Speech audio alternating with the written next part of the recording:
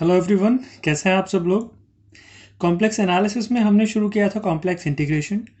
और इसके first video में हमने सीखा था कि लाइन इंटीग्रल क्या होता है और उसकी प्रॉब्लम्स को कैसे सॉल्व किया जाता है।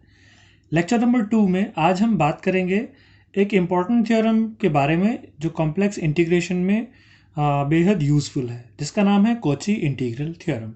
चलिए बात करते हैं थ्योरम क्या है और ये कैसे यूज़ की जाती है। तो अगर मैं इस थ्योरम की बात करूं तो ये थ्योरम कहती है कि if F Z B analytic inside and on a closed curve C, also f dash z exists and continuous, then integral of fz dz over C will be 0। Correct. सो क्या कहा गया कि अगर किसी क्लोज कर्व सी पर जो function है वो एनालिटिक है, वो सी पर और उसके कर्व के इनसाइड। दूसरी बात क्या कही कि एफ डैश जेड एग्जिस्ट करना चाहिए और कंटिन्यूस होना चाहिए। अगर ये दो कंडीशन फुलफिल होती हैं एनालिटिसिटी की और एफ डैश जेड के कंटिन्यूस होने की, तब उस फंक्शन का इंटीग्रल सी पर 0 होता है। तो चलिए इसका प्रूफ समझ लेते हैं।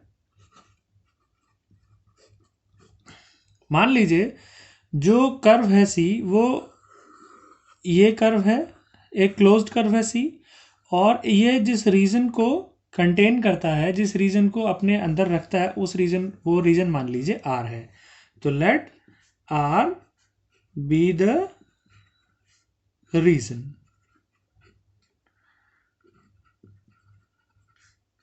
And closed by C. ठीक। एंड जो फंक्शन है एफ जेड, जो कि वो कॉम्प्लेक्स फंक्शन है, तो मैं उसे मान सकता हूं u plus I we.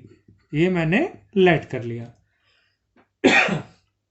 Complex function u plus I V की फॉर्म में लेट किया जा सकता है, जहां u और v दोनों ही क्या है, दोनों ही x और y के फंक्शंस हैं। करेक्ट।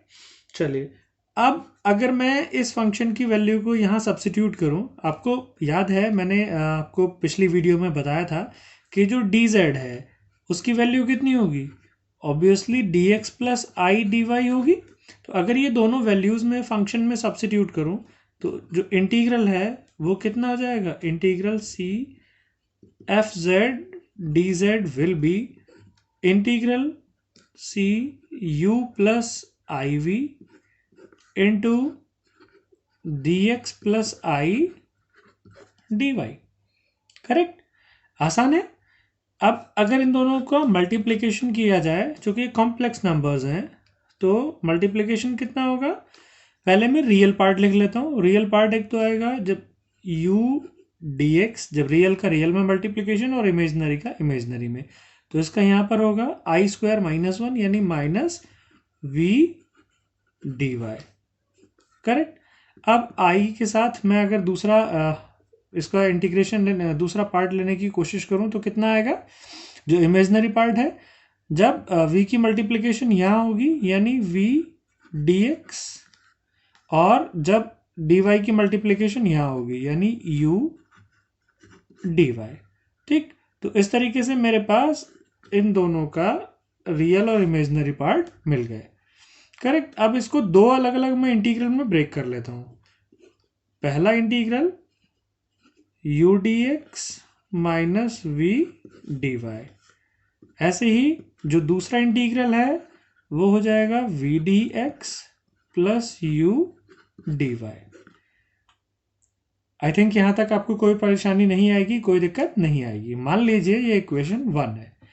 अब इस फंक्शन के लिए u के लिए हमने कहा है कि जो f डैश जेड है एग्जिस्ट करता है और कंटिन्यूस है, यानी जो u के डेरिवेटिव्स होंगे पार्शियल डेरिवेटिव्स और v के पार्शियल डेरिवेटिव्स होंगे वो एग्जिस्ट करते हैं और कंटिन्यूस हैं। और अगर ऐसा है तो हमारे पास एक और थ्योरम है जिसको हम कहते हैं ग्रीन्स थ्योरम के नाम से जानते हैं। तो ग्रीन थ्योरम क्या करती है, इस इंटीग्रल को डबल इंटीग्रल में चेंज कर सकती है। तो अगर मैं ग्रीन थ्योरम का इस्तेमाल करूं तो यही चीज़ किसके इक्वल हो जाएगी, double integral over region R, जो ये रीजन एंक्लोज करता है उस रीजन पे चेंज हो जाएगी। और क्या उसका स्टेटमेंट है कि जिस फंक्शन के साथ dy है उसका partial differential with respect to x, और चूंकि इसके साथ माइनस साइन है तो यहाँ माइनस बाहर आ जाएगा इससे, माइनस जिसके साथ dx है उसका partial differential with respect to y, यानी del u upon del y।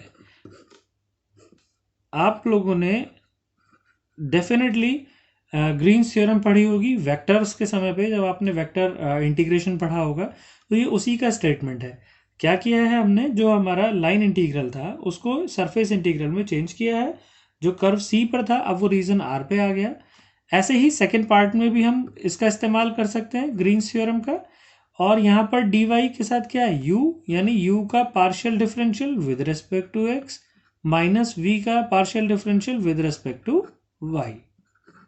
ठीक, dx dy over region r, ये किसका हमने यूज किया, आप लिख सकते हैं इसमें using which theorem, using Green's theorem, Green's theorem, correct. चलिए अब आप ध्यान से समझिए, अगर आपको याद है कि फंक्शन अगर एनालिटिक है तो वो सी आर इक्वेशंस को सेटिस्फाई करता है, हमने कॉम्प्लेक्स डिफरेंशिएशन में पढ़ा हुआ है। यानी ये जो फंक्शन है अगर इसकी सी आर इक्वेशंस देखी जाए तो वो क्या होती हैं, del u upon del X is equal to del V upon del Y, यानी ये चीज़ क्या हो जाएगी, एक दूसरे को कैंसिल आउट कर देगी। मैं यहाँ पर अगर सी आर इक्वेशन लिखूँ तो पहली इक्वेशन क्या थी, del u upon del X is equal to del V upon del Y, तो यानी ये वाला पार्ट क्या हो जाएगा, जीरो, क्योंकि ये एक दूसरे के इक्वल हैं। ऐसे ही सेकेंड इक्वेशन होती है del u over del Y is equal to minus del V over del X, यानी ये वाली जो इंटीग्रेशन है इसके अंदर का जो इंटीग्रेंड है ये भी क्या हो जाएगा, जीरो हो जाएगा। ठीक, यानी ओवरऑल इंटीग्रल क्या हो गया, जीरो, किसकी हेल्प से, यूजिंग सी आर इक्वेशंस। मैं एक बार फिर से आपको याद दिला रहा हूं कि अगर कोई फंक्शन एनालिटिक होता है जो कि हमने यहाँ इसके स्टेटमेंट में कंसीडर किया हुआ है तो वो सी आर इक्वेशंस को सेटिस्फाई करता है। और सी आर इक्वेशंस क्या कहती हैं, del U upon del X is equal to del V upon del Y, यानी ये इंटीग्रल जीरो हो गया। और second equation del U upon del Y is equal to minus del V upon del X, यानी ये वाला integral भी zero हो गया। और यही हमें प्रूफ करना भी था कि जो एफ जेड है उसका इंटीग्रल जीरो होगा, करेक्ट। तो एक इंपॉर्टेंट थ्योरम है, होप आपको ये समझ में आई होगी। इसमें कौची साहब के बाद में एक मैथमेटिशियन हुए मिस्टर गुरसत, ये मैं आपको बताना इंपॉर्टेंट समझता हूँ कि मिस्टर गुरसत साहब ने बाद में एक और प्रूफ दिया इस थ्योरम का, जिसमें उन्होंने ये बताया कि फंक्शन का एनालिटिक होना ही सफिशिएंट है उसके इंटीग्रल को जीरो होने के लिए। ठीक है, क्या बताया उन्होंने, जो एनालिटिसिटी है इज इनफ, राइट। जो हमने ये फंक्शन का एफ डैश जेड का कंटिन्यूस होना कंसीडर किया था उसकी ज़रूरत नहीं है। ये प्रूफ किन्होंने दिया, ये प्रूफ मिस्टर गुरसत साहब ने बाद में दिया। तो हम इस प्रूफ की हेल्प से, यानी गुरसत साहब की जो स्टेटमेंट है इसकी हेल्प से आगे इस थ्योरम को इस तरह भी इस्तेमाल कर सकते हैं कि अगर फंक्शन एनालिटिक है किसी रीजन के अंदर या किसी कर्व के अंदर तो वहां उसका इंटीग्रल कितना होगा, जीरो होगा, यानी एनालिटिसिटी ही हमारे लिए सफिशिएंट रीजन होगा, करेक्ट। सो अब आगे कुछ प्रॉब्लम्स इस पे करके देखते हैं ताकि आपको ये समझ में आए। मान लीजिए मैं एक एग्जाम्पल कंसीडर करता हूं, हमसे कहा जाए कि find the integral i is equal to Z square plus 6z plus 5/z-2 dz। इस इंटीग्रल की वैल्यू निकालिए। और जो सी कर्व है वो एक सर्कल है जिसकी इक्वेशन है mod z is equal to 3/2। Correct. तो आप अगर इस mod z is equal to 3/2 को ड्रॉ करने की कोशिश करेंगे तो ये एक सर्कल है जिसका जो सेंटर है वो ओरिजिन है और रेडियस कितनी है, रेडियस ये 1.5 यानी 3/2 इसकी रेडियस है। लेकिन और अगर मैं इस फंक्शन को कंसीडर करूं, अगर मैं इसको एफ जेड मानता हूं तो ये एनालिटिक कहाँ नहीं होगा, ये एनालिटिक सिर्फ z इज इक्वल टू 2 पर नहीं होगा, क्योंकि ये क्या है, एक एल्जेब्रिक फंक्शंस को कंटेन करता है न्यूमरेटर डिनोमिनेटर में। तो जहां इसका डिनोमिनेटर 0 है बस वहीं ये क्या नहीं होगा, एनालिटिक नहीं होगा। तो वो कहाँ है, z इज इक्वल टू 2। और z is equal to 2 point कौन सा हुआ, z is equal to 2 point आएगा इससे आगे यहाँ पर, यानी जो पॉइंट ऑफ ऐसा पॉइंट है जहां फंक्शन एनालिटिक नहीं है, वो पॉइंट इस रीजन में नहीं आ रहा है, यानी इस पूरे रीजन में ये फंक्शन क्या है, एनालिटिक है। तो इसका इंटीग्रल की वैल्यू कितनी होगी, 0। तो बिना सॉल्व किए कॉची थ्योरम की हेल्प से आपने क्या बता दिया कि इस इंटीग्रल की वैल्यू 0 होगी। ऐसे ही अगर मैं कोई और एग्जाम्पल कंसिडर करूं, मान लीजिए मैंने एक एग्जाम्पल लिया c और e⁻⁻i3z divided by z plus pi whole cube dz। ठीक है। और जो कर्व c है वो मैंने मान लिया एक सर्कल है z minus pi is equal to 3.2। ठीक। तो अगर मैं इस सर्कल को ड्रॉ करूंगा तो ये सर्कल की रेडियस कितनी, सेंटर कितना है पाई पर, पाई कितना होता है 3.1 समथिंग। तो 1 2 3 3.1 समथिंग यानी यहां पर इसका सेंटर होगा और इसका रेडियस कितना है 3.2 यानी इस डिस्टेंस से थोड़ा सा ज़्यादा, यानी ये सर्कल यहां से कुछ ऐसे होके गुजरेगा। ठीक। इधर ये सर्कल ऑब्वियसली बड़ा बनेगा लेकिन ये सर्कल यहाँ ओरिजिन से नहीं, ओरिजिन के लेफ्ट से गुजरेगा। करेक्ट। और अगर मैं इस फंक्शन को देखूं तो ये फंक्शन सभी जगह एनालिटिक है except z plus pi is equal to 0 पर, यानी z is equal to minus pi पर। और माइनस पाई वैल्यू कहाँ आएगी, -3.14, यानी वो पॉइंट जहां फंक्शन एनालिटिक नहीं है वो इस सर्कल के अंदर नहीं आता है, यानी इस सर्कल पर इस इंटीग्रल की वैल्यू कितनी होगी, 0 होगी with the help of Cauchy integral theorem, और यू कैन सिंपली से कॉची थ्योरम। करेक्ट। तो इस तरह कॉची थ्योरम बेहद इंपॉर्टेंट है in terms of complex integration. चलिए एक और छोटा सा एग्जांपल, अगर हमसे कहा जाए कि कॉची थ्योरम को वेरीफाई कीजिए तो आप कैसे कॉची थ्योरम को वेरीफाई करेंगे। तो एक एग्जांपल की हेल्प से मैं ये वेरिफिकेशन आप तक पहुंचाने की कोशिश करता हूं। मान लीजिए आपसे कहा जाए कि verify Cauchy theorem by integrating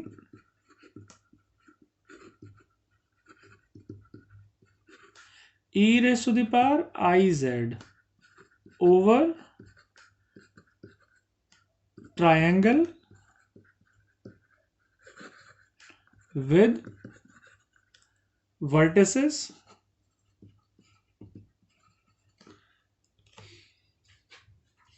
(1 plus I -1 plus I -1 minus I, right. 1 plus I minus, ये कॉमा नहीं है, -1 प्लस आई और -1 माइनस आई, चूंकि हमें आदत होती है कोऑर्डिनेट को कॉमा के साथ लिखने की तो इसीलिए कॉमा यूज हो गया। अदरवाइज आपको पता है कि एक कॉम्प्लेक्स नंबर स्पेस में एक पॉइंट को रिप्रेजेंट करता है। तो 3 कॉम्प्लेक्स नंबर दिए हैं जो एक ट्राइंगल की वर्टिसेस को रिप्रेजेंट कर रहे हैं।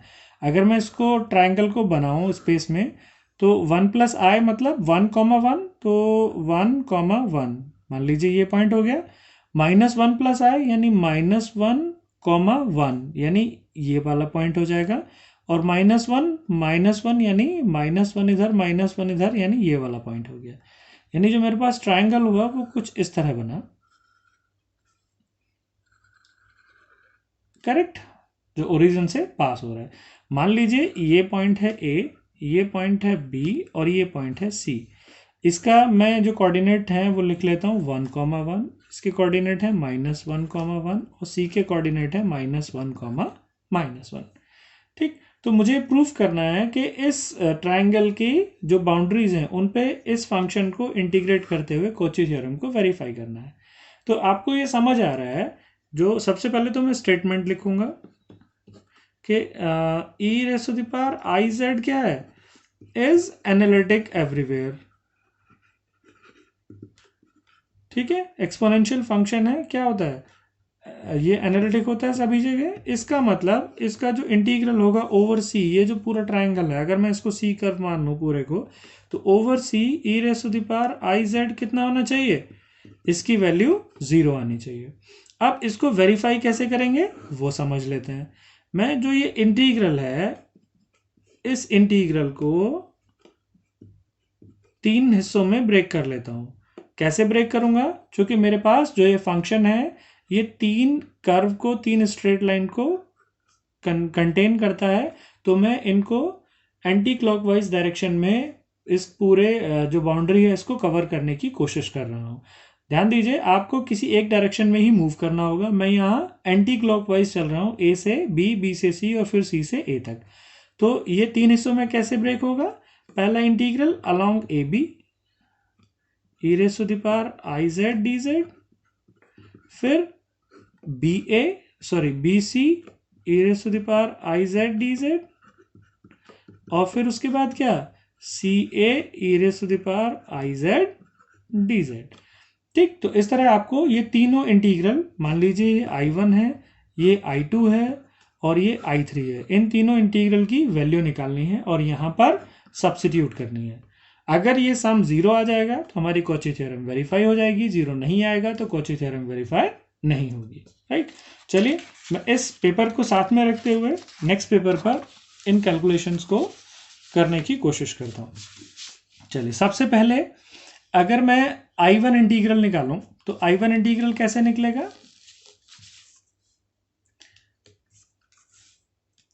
राइट, I1, तो I1 इंटीग्रल है e raise to the power I Z D z along a b. तो लास्ट वीडियो की हेल्प से अब आप यहां शुरू कर सकते हैं। जो ए बी है वो क्या है, वो है ये हमारी स्ट्रेट लाइन, जो इसकी इक्वेशन होगी, चूंकि पैरेलल टू एक्स एक्सिस है तो इसकी इक्वेशन हो जाएगी y इज इक्वल टू, ये हाइट कितनी है 1। ठीक, यानी डी वाई की वैल्यू कितनी हो गई 0, और you can say d z कितना हो गया d x plus I D y, यानी सिर्फ डी एक्स, चूंकि डी वाई कितना है 0। राइट, और जो फंक्शन है हमारे पास वो है e raise to the power i into x plus i y. E raise to the power I z है ना, तो z की वैल्यू होती है x प्लस आई वाई, यानी यहां भी हम फंक्शन की वैल्यू को सब्स्टिट्यूट करेंगे। अब जैसा पिछली वीडियो में बताया था, हम 3 चेंज लगाते हैं। सबसे पहले लिमिट, जो कि हम y की वैल्यू सब्स्टिट्यूट कर रहे हैं, फंक्शन पूरा x में आ रहा है, तो यहां पर x की लिमिट कितनी है 1 से -1 तक, करेक्ट। तो 1 से -1 मैंने लिमिट सब्स्टिट्यूट की, फंक्शन में चेंज किया, y को 1 रखेंगे यहां पर, तो फंक्शन हो जाएगा e raise to the power i into x plus i, correct. और फिर dz की वैल्यू, तीसरा काम वो है dx। सो हमारे पास कंप्लीटली चेंज हो गया फंक्शन। हमने क्या किया, हमने पहले लिमिट चेंज की, फिर फंक्शन चेंज किया, फिर dz की वैल्यू चेंज की। चलिए इसका इंटीग्रल करते हैं। पहले i से अंदर मल्टीप्लाई कर लें इसमें, तो फ्रॉम 1 टू -1, ये हो जाएगा e raise to the power i x और -1, क्योंकि आई स्क्वायर कितना होता है -1 होता है। चलिए इसका इंटीग्रल कर लेते हैं विद रिस्पेक्ट टू एक्स, तो ये हो जाएगा e raise to the power i x -1 divided by coefficient of i, that is i, sorry coefficient of x that is i, from 1 to -1, correct. अगर मैं ये लिमिट सब्स्टिट्यूट करूं तो 1/i कितनी हो जाएगी लिमिट, पहले -1 रखेंगे तो ये हो जाएगा e raise to the power -i-1, और फिर 1 रखेंगे तो e raise to the power i-1। ठीक, तो आपके पास पहला इंटीग्रल I1 निकल गया। अब बात करते हैं इंटीग्रल I2 के। तो I2 क्या है? I2 है along BC e raise to the power I Z dz। तो BC के along इसको कैसे सॉल्व किया जाएगा? चलिए साथ रखते हुए इसको, जो BC कर्व है वो ये है, पैरेलल टू y एक्सिस है, तो इसकी इक्वेशन कितनी होगी? ये -1 डिस्टेंस है, तो इसकी इक्वेशन होगी x is equal to -1।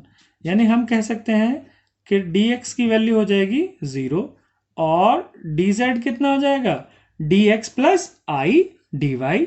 dx 0 है तो सिर्फ कितना बचा? i dy। करेक्ट।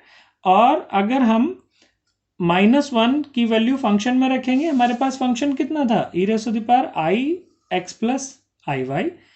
तो ये क्या हो जाएगा?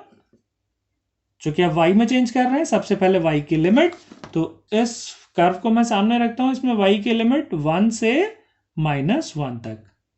राइट, समझ आ रहा है ना आपको? b के कोऑर्डिनेट और c के कोऑर्डिनेट। तो यहां पर y की वैल्यू है 1, यहां है -1, तो ये हो गया 1 से -1 तक e raise to the power i into, यहां पर भी हमने z में x की वैल्यू को क्या रखा है? -1, तो ये हो जाएगा -1 और plus i y।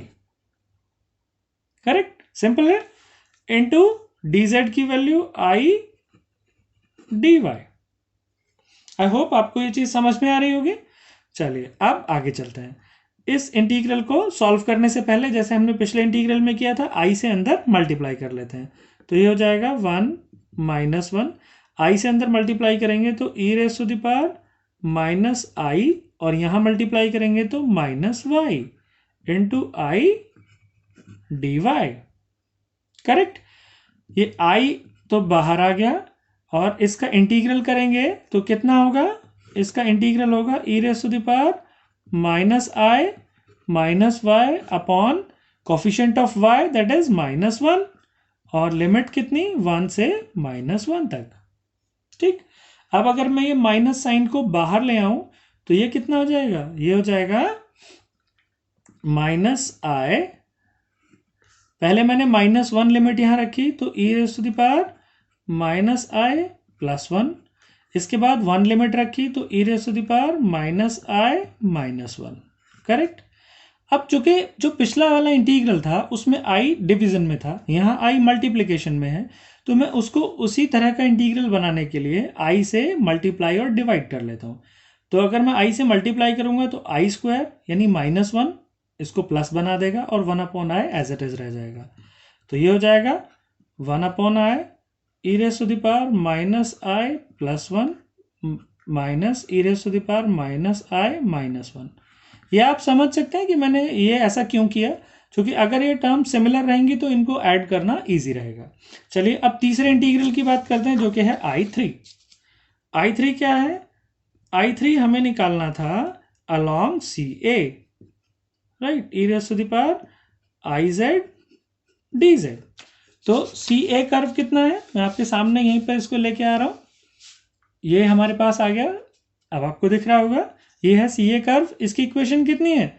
y is equal to x, यानी dy की वैल्यू कितनी होगी? dx, और जो dz है वो कितना है? dx plus i into dy की जगह भी dx, यानी इसकी वैल्यू हो गई 1 plus i into dx।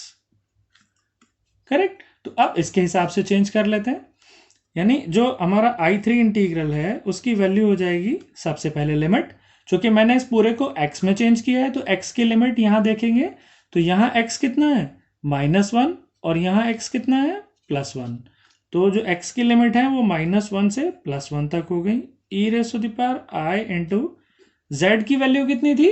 x plus i y, तो y की जगह भी हम x रख देंगे तो कितना हो जाएगा? x plus i x। ठीक, दो चीज चेंज हो गई, और dz की वैल्यू कितनी?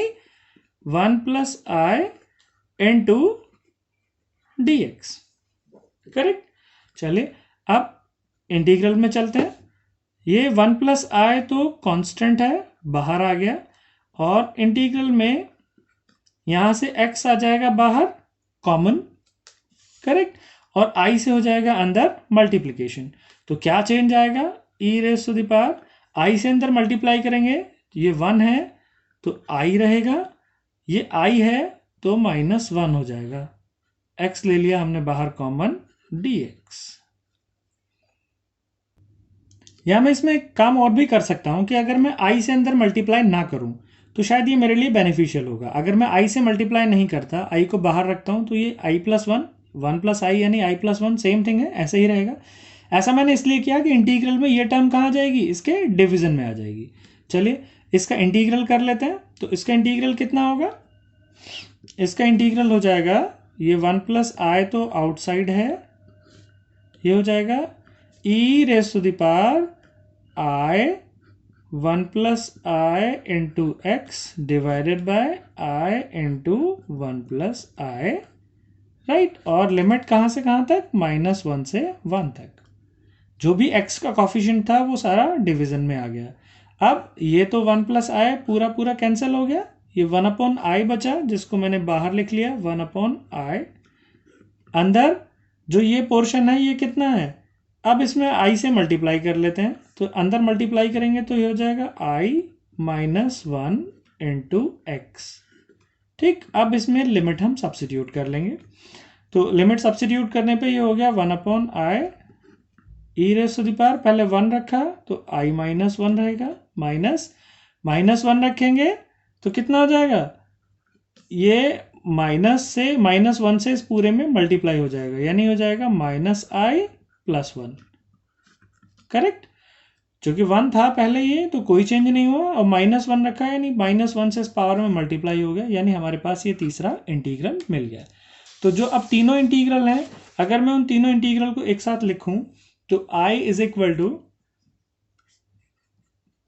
कितना है, मैं एक एक करके तीनों इंटीग्रल को लिखने की कोशिश करता हूं। जो मेरे पास पहला इंटीग्रल था वो ये था 1/i, तो सब में से कॉमन आ जाएगा e raise to the power -i-1 minus e raise to the power i-1, correct.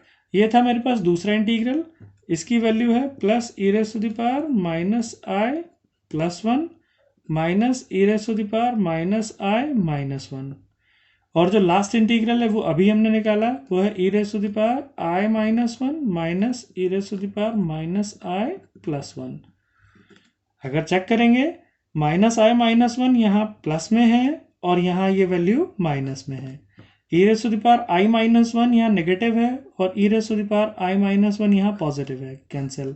e raise to the power -i+1 positive, यहाँ नेगेटिव, ये भी कैंसिल, यानी टोटल आंसर कितना हो गया, 0। यानी क्या हो गया, जो हमारी कॉची थ्योरम है वो वेरीफाई हो गई, right. So I hope student आपको कॉची इंटीग्रल थ्योरम समझ में आई होगी और इस थ्योरम का इंपॉर्टेंस भी समझ में आया होगा। तो अगर ये सब चीज़ें आपको समझ में आती हैं तो प्लीज़ अपने सभी दोस्तों से शेयर करना मत भूलिए, कमेंट करना मत भूलिए, और अगली वीडियो तक अपना ख्याल रखिए।